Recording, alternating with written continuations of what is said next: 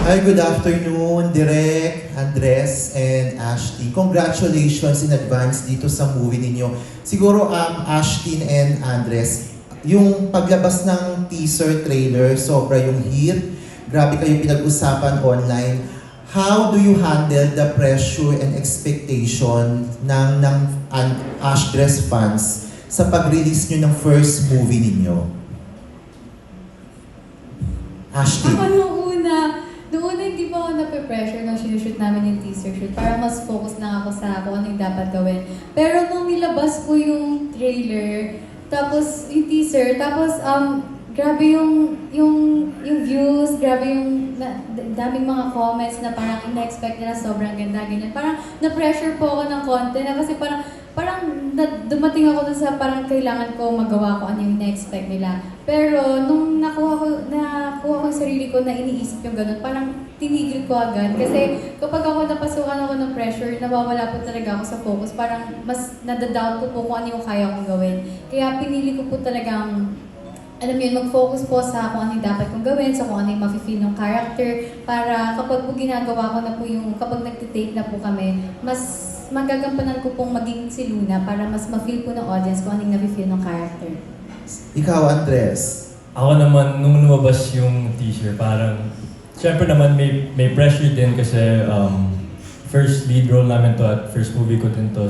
Pero, importante din yung pressure na yan kasi kung gusto mong gawin yung a good performance or if you want to be on top of yourself talaga, you need that pressure. And I think nakaka-help naman din and syempre naman kinakabahan din ako pag, minsan may work, gano'n, but I think that type of pressure is what helps you, kaya yun. Good thing ginamit mo yung pressure para sa motivation. Direct, sinabi mo kanina parang ayaw mong gatasan yung kasikatan ng Ashdress for this movie. How will you make sure na itong movie na to ay hindi maging quote and unquote fan service lang? And makita talaga yung lalim, not just their acting prowess, but the story itself. Ayun lang, parang focused lang talaga dun sa craft itself. I'm sure naman meron pa rin scenes na kakikiligan ng mga fans nila, pero ayun nga, ang mas priority ko is how to tell this story truthfully and beautifully. And yun nga, yung pamantayan ko dito is, pag halimbawa, 5 to 10 years after maipalabas ang pelikulang ito, at let's say, humupa na yung hype ng love team nila, sana naman hindi, pero let's say, mangyari nga yun. Kumbaga, kung papanoorin siya ng casual viewer na hindi part ng fandom nila, magagandahan pa rin pa ba sila sa pelikula yun? So, yun. I'm trying to make the answer yes. Parang yung nangyari sa may minamahal nila Aiko at Aga. I mean, lumipas man yung movie. It was an Classic. award-winning movie.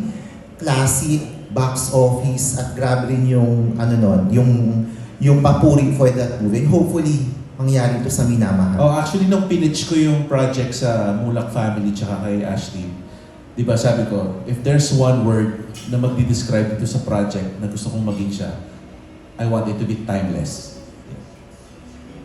Okay. Thank you, Direk and Ashdress. Congratulations. Thank you po. Thank you for your questions. That was Von Bolinario of TV5 Digital. Our next question will be coming from Angelica Villanueva of Manila Standard. Hello po. Hello po. Hello. Congratulations, Direk, Ashtin and Andres. So ito pala yung ginigatekeep ni Andres last na interview sa kanya na project with Ashtin. So ito na yun. Question ko lang, marami fans yung natuwa at na-surprise na magbabalik tambalan kayo as Ashdress, no? And sinasabi na worth it daw yung paghihintay nila. And ang daming nakamiss din sa inyo. Pero kayo, kamusta yung unang pag-shoot niyo ng teaser? Same pa rin ba yung chemistry or may ilang ba since last time na nag-shoot kayo as JJ and Kiefer? Para sa akin, same pa rin yung working dynamic namin ni Ash kasi yun nga, getting the chance to work with a great artist that is Ash and parang getting the chance to work with her again in this project, who wouldn't ask for that, diba? Someone you already know and someone that's very good at their job, so yun. How about ni Ashtin? Ako din po, same pa rin po. Kasi parang, nung nagkita kami for the teaser shoot, 1 month ba? Or halos 1 month tayo hindi po kami sa, di ba, sa NFT. Diba? Yun po yung last namin pagkikita. And ayun, na-surprise din ako na parang kahit pa paano, same pa rin po yung bonding namin. Kasi sobrang mabait din po talaga to si Andres. Natawa si Andres, mabait daw siya. Mabait siya, diba? Yes. Hindi ka ba naniniwala, Andres, na mabait ka? Pwede talaga ako po. Good boy. Okay, my next question is, sa press release, minention na si Luna, pinapursue siya ni Rafi kasi si Luna hindi siya naniniwala sa love. So, kayong dalawa ba naniniwala kayo sa love? Ako, oo. Sobra ako naniniwala sa love. Kasi kapag love yung sinishare mo, parang yung energy positive lang, parang maganda lahat makisalumuha sa mga tao, gano'n.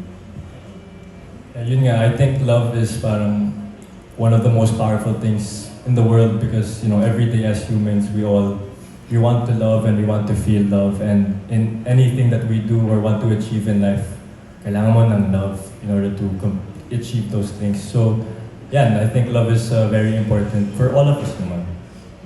Kayo po, Derek, what is love for you po? Wala akong specific definition ng love, but I know it when I see it. I see love when my parents take care of me nung bata pa man ako, tsaka hanggang ngayon. I see it when a friend is concerned over my well-being. I also see love kapag, halimbawa, sa sarili ko, I advocate for myself. So, ayun, hindi ko alam yung specific definition, pero I know it when it's there. And there is love in between them. Ito ba kaya Andres and Ashton? Anyway, also, minention din sa storyline na is like, nag-alay si Rafi ng 100 bulaklak para kay Luna. Ano yung mga willing yung ibigay for love din? Ang hirap naman ng question, no? Anong willing kong ibigay para sa love? Yes.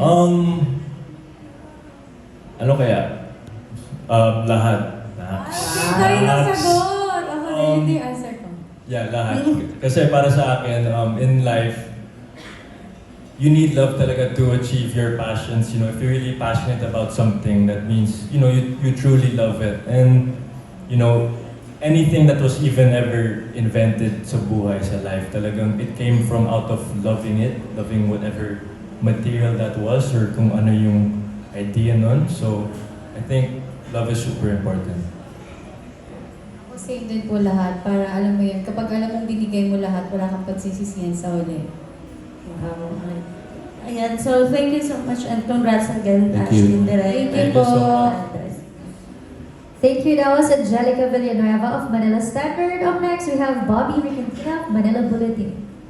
Hello, magandang hapon po. Hello po. Direk, ang question, how would you describe yung chemistry ng Ash Des po ba? Palagay niyo ba mahihirapan kayong ilabas yung chemistry na considering na nagtrabaho na rin po silang dalawa, nagkasama na rin?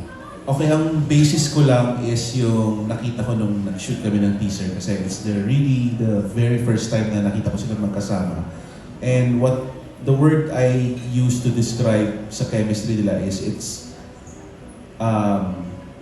organic. Hindi siya pinipilit.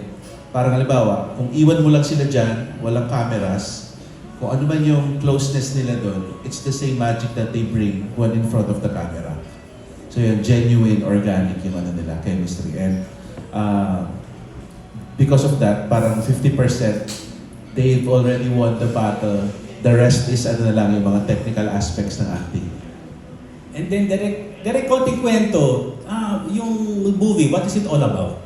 What can you share? Itong Minamahal, 100 bulaklak para kay Luna, it follows not just the love story, but the life story of 2 high school students, si Rafi at si Luna.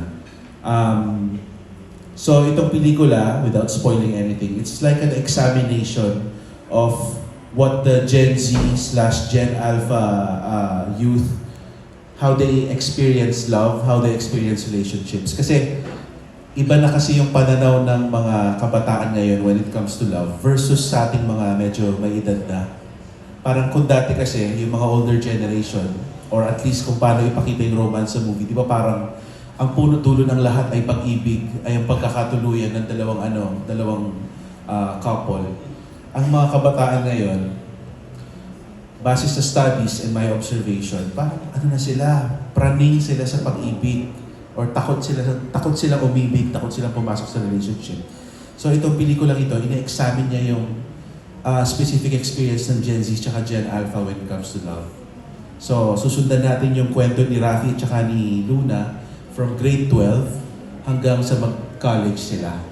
So parang magiging spectator tayo sa ups and downs ng relationship nila, ang shifting ng values nila habang nagmamature. So yun po ang pwede kong i-reveal at this moment. Okay, pero direct